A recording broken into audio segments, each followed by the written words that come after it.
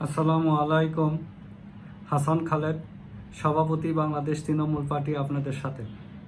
দর্শক শ্রোতা, আজকে আপনাদের সাথে একটা কথা বলবো, খুবই গুরুত্বপূর্ণ। এটা আপনারা প্রায় 1.5 বছর যাবত এটা আপনারা শুনে আসতেছেন, কিন্তু এই বিষয়টা আমরা আরও আগের থেকে আমাদের গঠনতন্ত্রে সন্নিবেশিত করেছি। সেটা হলো সংসদ নেতা কিভাবে নির্বাচিত হবে।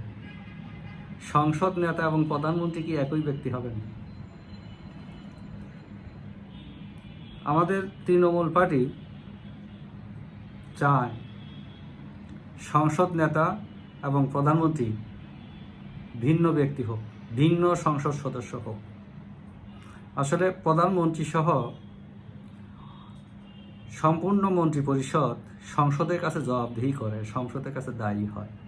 এখন প্রধানমন্ত্রী এবং সংসদ নেতা যদি একই হয়, তাহলে এটা কি জবাবদিহি হয়? এটা হাস্যকর ব্যাপার হয়ে যায়।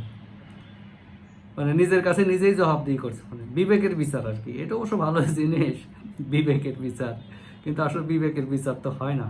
তাই বাংলাদেশ তৃণমূল পার্টি বিশ্বাস করে যে সংসদ নেতা এবং প্রধানমন্ত্রী ভিন্ন সংসদ সদস্য হইতে হবে।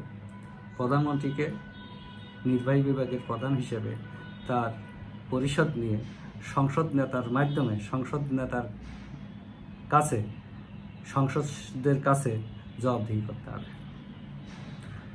এক্ষেত্রে সংসদ নেতার মর্যাদা হবে রাষ্ট্রপতির সমান।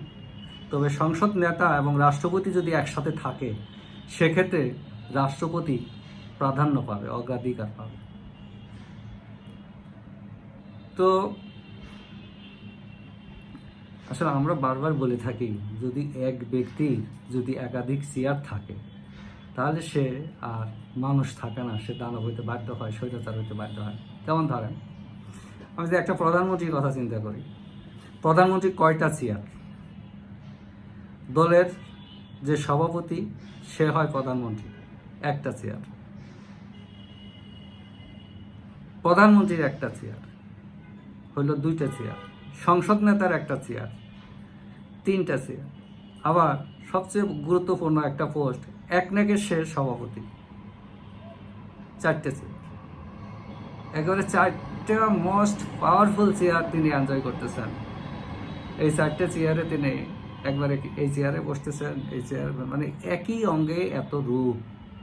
আমরা সংবিধানের আমাদের এইখানে পরিবর্তন দরকার, এখানে আমাদের পরিবর্তন দরকার, যাতে আমরা একটা ভালো লোককে যাতে স্বৈরাচার না বানিয়ে দিই।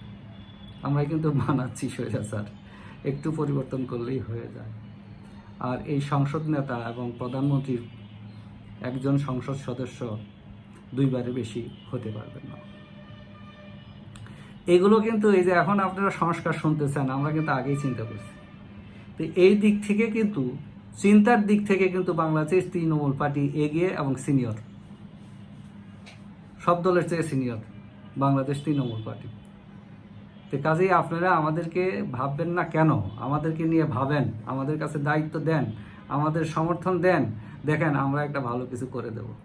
উদার গণতন্ত্র, আমরা চাই উদার গণতন্ত্র, আইনের শাসন, নাগরিক অধিকারের নিশ্চয়তা,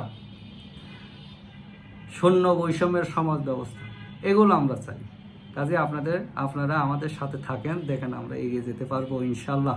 আর আপনারা না থাকলে খালি এই বক্তৃতা দিয়ে যাব, মনের কথা বলে যাব, বুঝছেন। ডাক শুনে কেউ না আসে, একলা চলরে, কবিগুরু বলে গেছেন, এটা তো মুখস্থ আছেই। আমাদের মহান নেতা বঙ্গবন্ধুও তো কবিগুরুর খুব ভক্ত ছিলেন, উনিও প্রত্যেক বক্তৃতায় দেখতাম কবিগুরুর কবিতা পড়তেন। এখন বাঙালি যদি মানুষ না হয়, আমাদের মহান নেতা বলছিলেন, কবিগুরু তুমি দেখে যাও, তোমার বাঙালি আজ মানুষ হয়েছে, বাংলাদেশ স্বাধীন হয়েছে। এখন আপনারা যদি, যেখানে মধু আছে সেই মধু যদি আপনারা পান না করেন, তাহলে তো আমাদের কিছু করার থাকবে না। তবে আহ্বান জানিয়েই যাব, কেন আমাদের মহান নেতা বঙ্গবন্ধু বলছিলেন, আমার জীবনে একটি কামনা, আমার বাংলার মানুষ যাতে উন্নত জীবনের অধিকারী হয়। সেই মহান নেতার ধারক এবং বাহক হিসেবে আপনাদের কাছে কথা বলেই যাব। শোনার দায়িত্বটা আপনাদের, বোঝার দায়িত্ব আমার। বারবার ফিরে আসব, বারবার কথা বলবো। যে যেখানেই থাকুন, সুস্থ থাকুন, নিরাপদ থাকুন, বাংলাদেশ তৃণমূল পার্টির সাথেই থাকুন। সবাইকে ধন্যবাদ।